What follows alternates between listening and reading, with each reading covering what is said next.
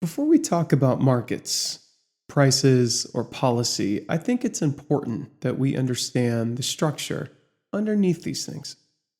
Most conversations about money start at just the surface, okay? They focus on headlines, narratives, forecasts, um, or opinions. But the global financial system doesn't operate on stories, it operates on settlement, balance sheets, and timing. Um, this channel exists to explain that structure, the structure underneath all of this noise. So, if you understand the structure, you're less reliant on predictions. Okay, you can see stress forming before it shows up in prices, and that's what I want to make this video about today. Okay, I'm not going to go into a history lesson, which I believe has a really important part to everything, which we will go into.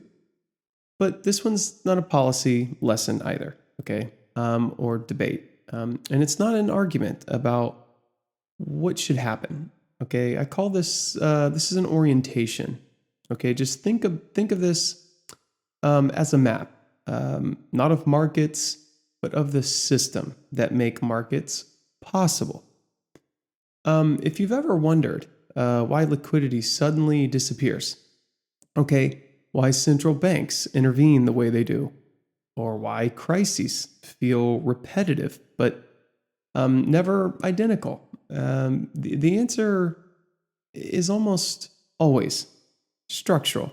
Okay, so that's where we're going to start. We're going to start with the structure. Okay, so the global monetary system is not flat. Okay, it's layered. At different levels of the system, different instruments function as money. So, what counts as money for a household is not the same thing as what counts as money for, say, a bank, a dealer, or even a central institution. Okay, each layer settles obligations within its own context and relies on higher layers for final settlement. Okay, this hierarchy isn't imposed by law or design. It emerges from credibility, access, and the capacity for settlement. So, what matters is who can settle and where. Um, so, a useful way to think about this system is to separate money from credit by function. Okay, money is whatever complete settlement. Okay, at a given layer of the system. Okay, credit is a promise to settle later. Okay, credit expands very easy. Settlement does not. Okay, most of what we casually call money is actually credit. Okay, deferred settlement. That distinction matters because during stress, credit is typically the one that disappears first. The system doesn't fail because people panic. It fails because system obligations come due and can't be met on time. So, everything in this system exists to manage settlement timing. Okay, that's payments, trades, loans, derivatives. They're all mechanisms for rearranging who owes what to whom and when. Okay, so price are outcomes of this process, not the driver. Okay, so when settlement flows smoothly, markets they appear liquid, okay? But when settlement becomes uncertain, liquidity evaporates. And that's even if nothing fundamental has changed. And this is why crises often seem to come out of nowhere. Okay, the pressure builds in settlement channels long before it shows up really in any headline.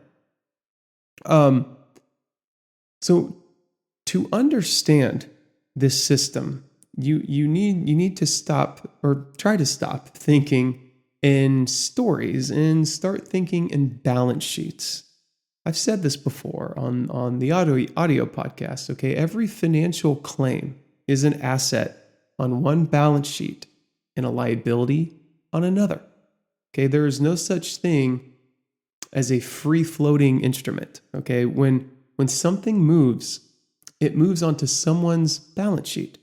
Okay, when liquidity tightens, it's not because people lose confidence. It's because balance sheets start to reach their limits.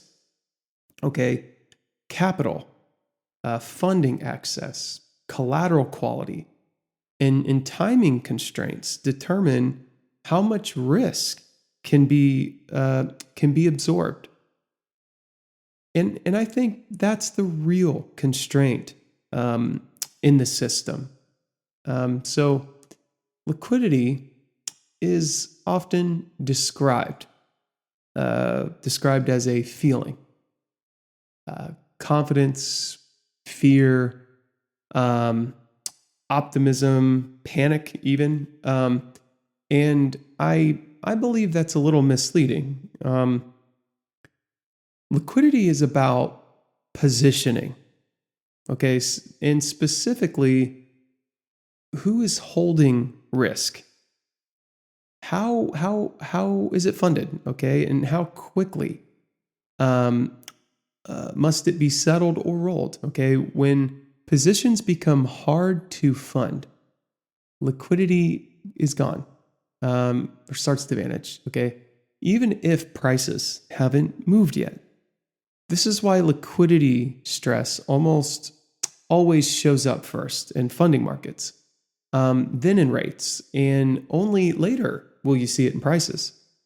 So understanding liquidity means understanding balance sheet pressure, not psychology, if you will, although that's important and it does influence things, which will be a different topic.